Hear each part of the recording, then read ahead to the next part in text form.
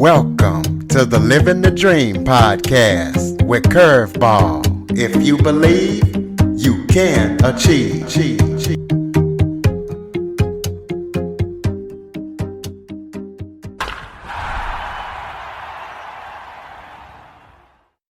Welcome to the Living the Dream with Curveball podcast, a show where I interview guests that teach, motivate, and inspire. Today, I am joined by actor Matt Drago.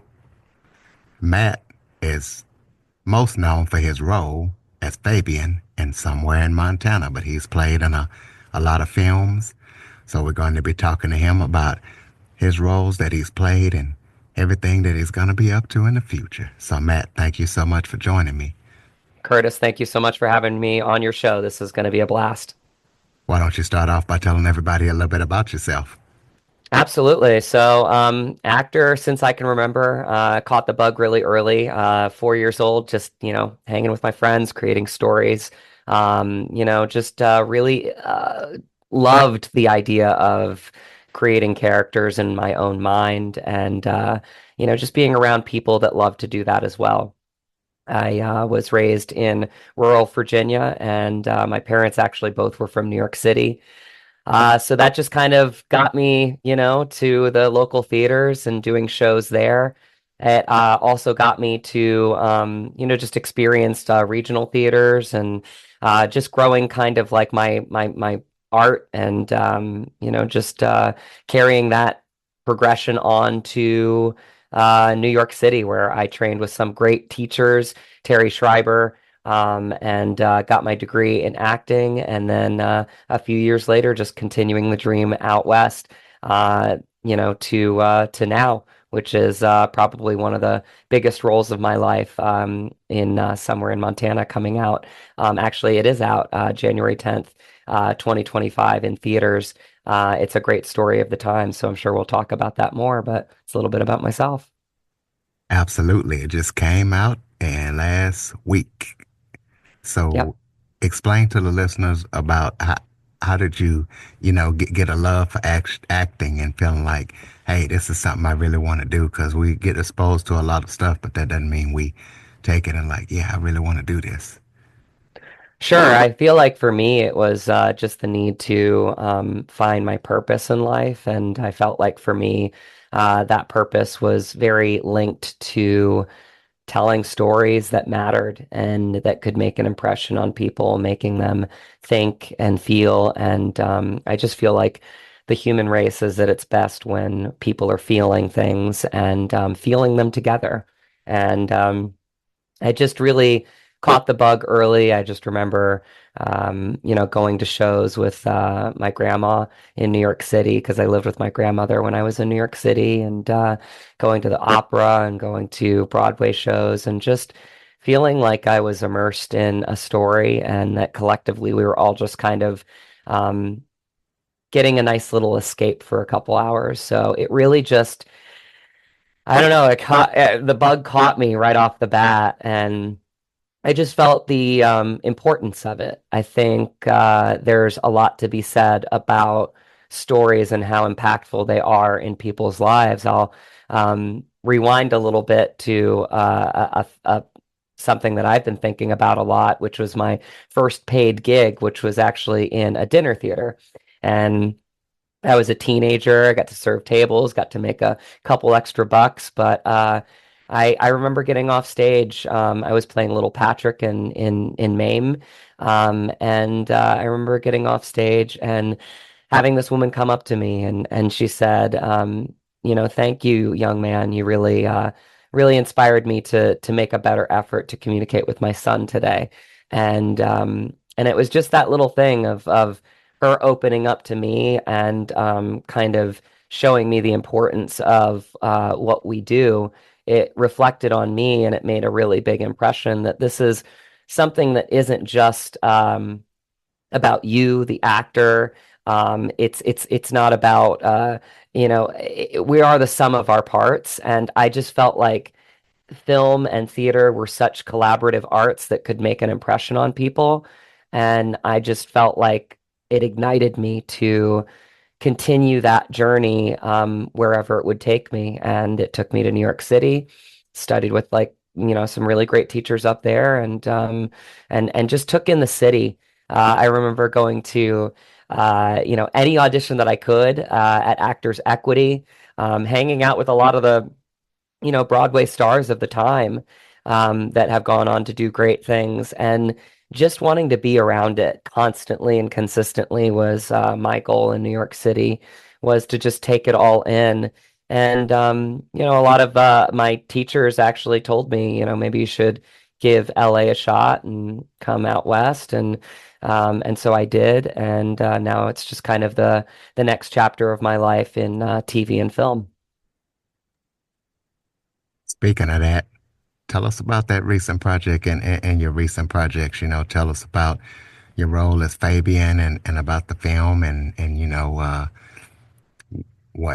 just anything you want to let the listeners know about it. Absolutely.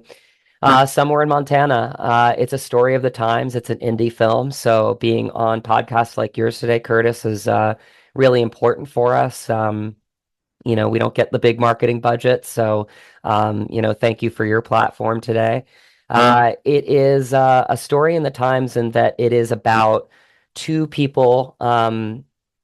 I would say that in a situation that they would never find themselves in, where there are two people that are in conflict with each other in that they don't understand each other. I play the West Coast director, and my friend Graham McTavish plays the Montana rancher, and we butt heads right off the bat. It is definitely a story in the times in that we don't see eye to eye, and it is incredibly politically charged and socially charged.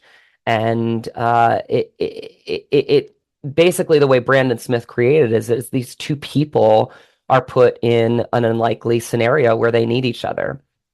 I, as Fabian, need his ranch to shoot a very pivotal part of my film, and he needs me because he's about to lose his ranch because of financial troubles. And so, as the story goes, we butt heads. We try to understand each other. And in the beginning, there's not much understanding, almost like we are at our crossroads right now within our own country and our society.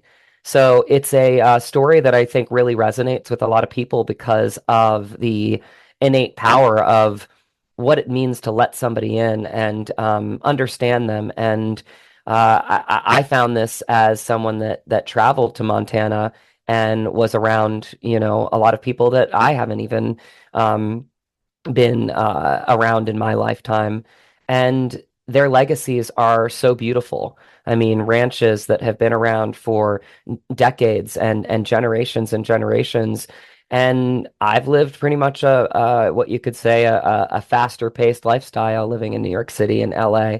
And Fabian, my character, goes through a lot of that shift where he starts to take people in a little bit more around him and starts to understand the meaning of other people's legacies.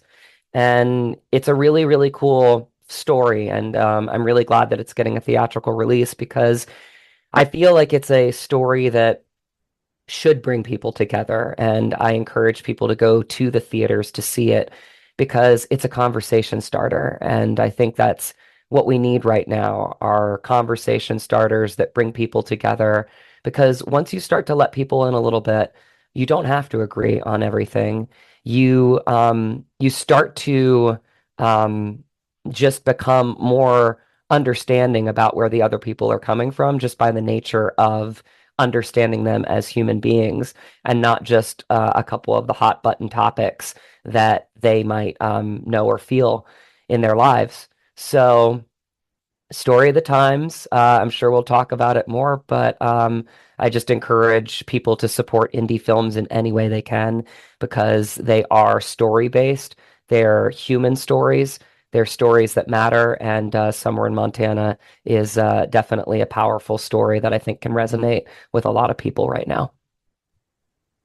Well, I know you also worked on I think like an audio podcast or something like that. Yeah, I'm in a audio podcast called No Other Way. My friend James Dinkins is the writer and producer and editor on that. It's a really great story about, just kind of uh, really the nature of, you know, uh, authority. I play a cop in the podcast, so it's definitely a high thriller situation, a lot of a mystery, and it's a really easy listen. It kind of brings me back to the days, the way that he does it, in terms of narrating the actual piece himself as the narrator. Uh, it's really like radio, and it's got some really great twists and turns, and I play Sam in the podcast, and it's just a great medium. Podcasts are amazing because they are a great medium to take in stories while you're walking the dog, while you're cleaning the house, whatever it is. But No Other Way is available on wherever you get your podcasts right now, and I play Sam in that. Well, talk to us about some of the experiences you had working on set as an actor and also some of the actors that you've had the privilege to work with throughout your career. Absolutely. I mean, I'll start with the ones that I've worked with recently. Graham McTavish, my friend, and Michelle Hurd from the show Picard. They were two of the leads in the film, along with other seasoned actors in Kate Orsini and Jonathan Stoddard, some up and comers in Tasha Gates and Kaylee Macchio. We all just kind of band together. Also, Andrew Roa, who has become a really great friend. They all really, honestly, were just great actors, but I will kind of focus more on Graham and Michelle, just because their careers spanned a long time. And I just feel like personally, I learned a lot from them and they gave me a lot. Graham is a pro. He is just a real, he's become a real friend in my life. He's the first person that's called me mate, which is a sign of camaraderie as a Scottish man. Um, but he really just gave me the space to collaborate with him on this really important film, and I think the script really made him want to sign on to the project. But in a way, it was really giving back because he did it for he did it for a lot of the actors and the producers and the director that normally wouldn't be able to attract a an actor of his caliber and his body of work. We met in the most unusual way. I actually was on set the longest. I was there for about 6.5 weeks. Graham was there for 2 weeks, and he came in, and I was picking up a little bit of a cold, so I went to the Walgreens, and I happened to see the producer there, and she was like, "You'll never believe it, but I just picked up Graham from the airport, and he's literally right down the aisle there." And that's where we met. And I think we really just hit it off right away. He is such a gentle soul. Um, and I think that we quickly just developed this really, really innate sense to powerfully tell this story collectively together. We have a scene in the film. It's very rarely done in cinema that is 10 pages. It's just the two of us. And it's a conversation, just like we're having right now. It's a conversation starter of two people that are really trying to make things work and make people, and make and understand each other and really take each other in, I think was the thing that we really tried to do with that scene. It's so powerfully written by Brandon Smith because he gave us the freedom to really explore differences, and we all have them, and that's okay. There's differences that he wrote into the scene about, racism and, equal rights and religion and, just lifestyles in general. And it goes there, but it goes there from a heartfelt place. And I think that's what's important about it. And the way that Graham and I work together is we never wanted anything to feel too precious, too quote unquote actory. We wanted it to feel really grounded and authentic. Because again, we are two different people. I'm a West Coast director. I'm, very passionate. I'm very charged. I did a lot of backstory for my character, and I feel like he's a loner, and I feel like he really cares about his crew and his actors. They are his family, and he will go down with his own ship. So when I think about my role as Fabian, like I think of someone that really just is maybe seen outwardly as someone that maybe is a little bit more of a diva for lack of a better word, but he's really not. He just loves what he does and he's willing to fight and sacrifice for it. And I think that's what a lot of dreamers do. I know that from my own life in meeting and interacting with a lot of artists is that they'll do anything to keep their dream alive. And Graham as John Alexander in the film also is fighting for his dream, his legacy, because this film is very legacy driven, and his legacy is his ranch that has been in the family for generations and generations, and he, doesn't want to see it go. And we need each other because he needs the money from my film production, and I need him because I need that location. And it just becomes this really wonderful, rich dichotomy of two people that would never be seen or heard in the same space that are forced upon each other. And we find a way to work through a lot of our differences. And I think that's really the power of this story and why I hope so many people will go to see it in the theaters. Let's take a quick break. Okay, everybody, it's Michael E. Cullen II. And I'm Sesame and Carta from the All Too Real 2 podcast. We're passionate about movies, TV, and pretty much all things pop culture. Dive into the chaos of failed sitcoms, direct-to-video sequels, and the quirky realms of cinema and TV. Join us every Thursday for your dose of All Too Real 2 entertainment. We'll guide you through debates like whether Howard the Duck qualifies as a superhero. Ponder if Larry the Cable Guy could be the new Rock or Schwarzenegger. Discover if some shows and movies should have stayed in the cutting room. Ever heard of a sitcom featuring that dictator with the funny mustache? Well, we watched it. We're dedicated to unraveling the peculiarities of pop culture, sometimes with awesome guests. So, if you're into the eccentric world of pop culture, listen and subscribe to All Too Real 2. Available wherever you find podcasts and on Age of Radio.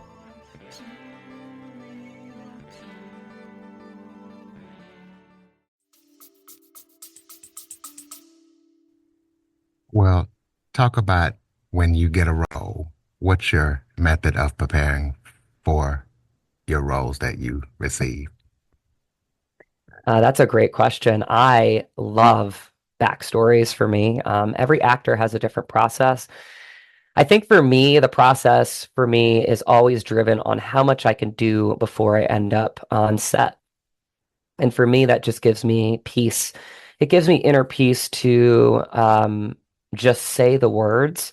And when you're opposite great actors like I was with Graham and Michelle, Andrew, John, and Kate, you find a way to just see what happens. Genuinely. You don't know sometimes. And I think that's when you're at your sweet spot as an actor, when you are constantly doing your work in pre-production. I had a very just extraordinary experience doing a lot of the work before I had even shown up to set with Brandon Smith, the writer and director of Somewhere in Montana. And we'd go through scene by scene by scene together on Zooms just like this. And it was just really gratifying to really just explore the character and really collaborate on the character and build the character together of Fabian Verdugo, because he's a very rich, wonderful character, but he's also the outsider in this film. I've gotten some really wonderful compliments on the character because Fabian is big, and I gave myself permission to go there as long as I felt like it was grounded, as long as I felt like the character was coming from a real place. I worked with my acting teacher for over a year. I worked with Brandon for over a year, and we built this character together that we would insert into a world that was not his own, being in Montana and him being an LA guy, right? So it was just for me a lot of backstory. I made him a very gentle soul in some ways, that he cares deeply about his films. He cares deeply about his people. He will protect them, and he will do anything to make sure that everybody feels valued and safe on his set. Like, he takes the responsibility of that onto himself. And, for me, I did a lot of backstory with the fact that I feel like he, really values, father figures. And I think he sees John in some capacity as that when he starts to get to know him a little bit more, because he's from an era, he's older than him, and a time that he maybe doesn't resonate with as much, and a type of person that he hasn't really been able to let in before. So this story really comes down to, just the ability that so many people put into their characters. And every actor that I know has a different process in how to do that. I do know that, Graham went to Montana for a week, and he just was on a cattle ranch to do that, to build that character and to understand just kind of the tempo up there. Because again, people in Montana, like, they're very, their dialogue is short. They're very, especially we shot on an active cattle ranch. Uh, they'll just talk to each other, and it'll be very concise, Hey, yeah, we got to do that. Yep. Okay. You want to come over here? Yeah, it's like very direct, and there's a part of me that actually really loves that. But for me, like, the actor and the director, we like to explain, maybe even slightly over explain things, sort of like I'm doing right now, but I'm on your podcast, so it's what I'm supposed to be doing. Um, but it was a really unique experience because I felt like it was about energy. It was about Graham and I really finding a way to, even if it was for a moment, come to each other's energies. And I think that is something that is very healing for people that want to give this movie a shot, that want to go see it, because I think it can be very gratifying for a lot of people, especially what we are currently dealing with in our country. Well, tell us about some of the hobbies that you really enjoy. Hobbies. I love sports. I'm a sports fanatic. I love my Rams. I love the Chiefs. I am an avid football fan, and especially with what we're going through right now in LA, I think really pulling for my Rams this week. I know it's going to be a really tough game against the Eagles. I think they're the best team in the NFC. So I spend a lot of time when I'm not on podcasts like this or auditioning, just kind of escaping like films do into, a game for 3 hours, and just enjoying that. I'm also a fourth degree martial artist in karate.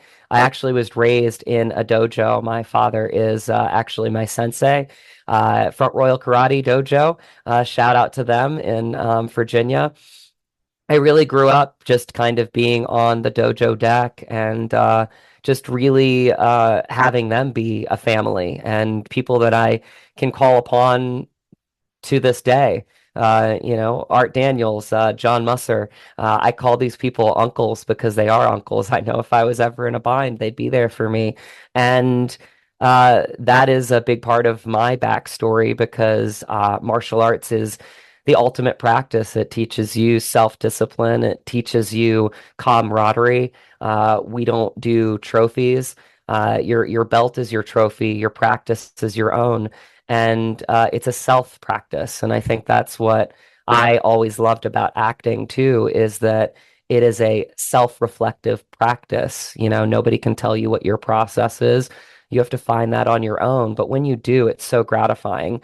I still, when I'm on the dojo deck and I put the gi on, I feel like I'm back home doing a kata, even if it's me on the deck. It feels very freeing and gratifying to find myself within the movement. It's very, very similar to acting if you think about it. So, karate, martial arts has been a big part of my life, and I'm hoping that someday I'll get to express that a little bit more in one of my future roles. Well, tell us about any upcoming projects that you're working on that people need to be aware of. Absolutely. I mean, right now I'm actually kind of taking the next step with my production company, Dragon Hunter Productions, and partnering with my wife, who is a writer, a very, very talented writer, Laura Hunter Drago, if you want to look her up.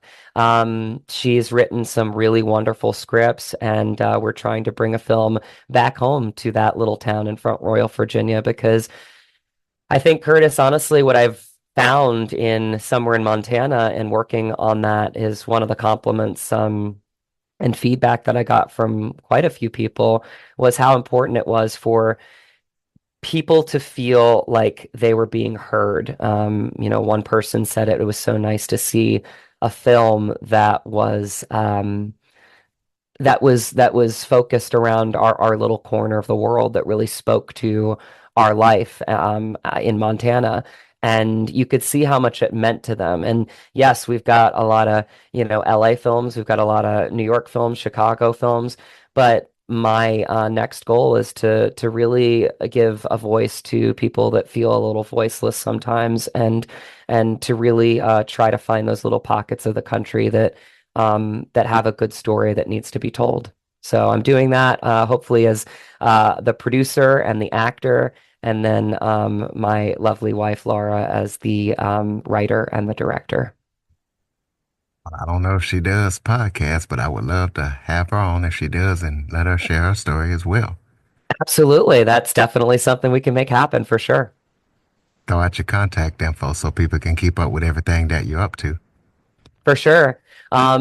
Social media, it starts and ends with me on Instagram. I can only do so many social media platforms well.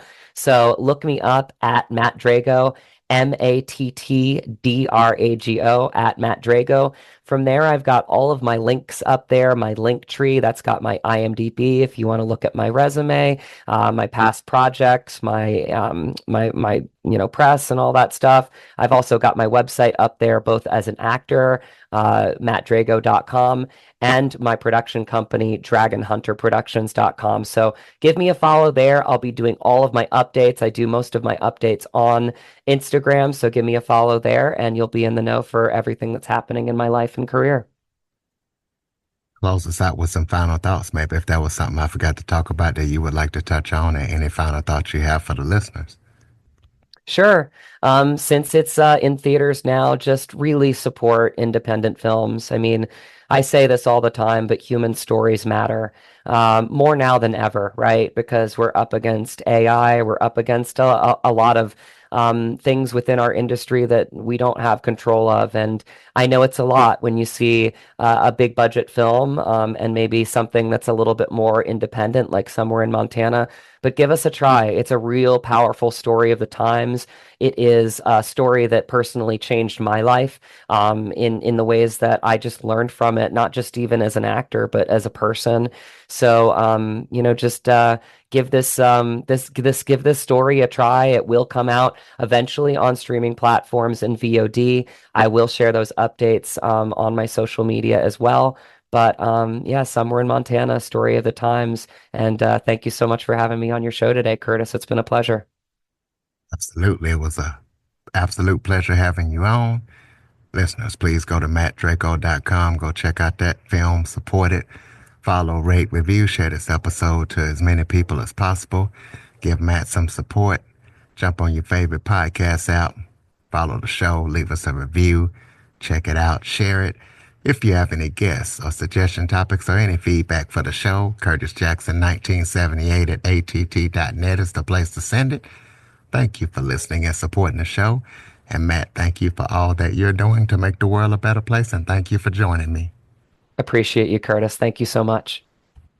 For more information on the Living the Dream podcast, visit www.djcurveball.com. Until next time, stay focused on living the dream.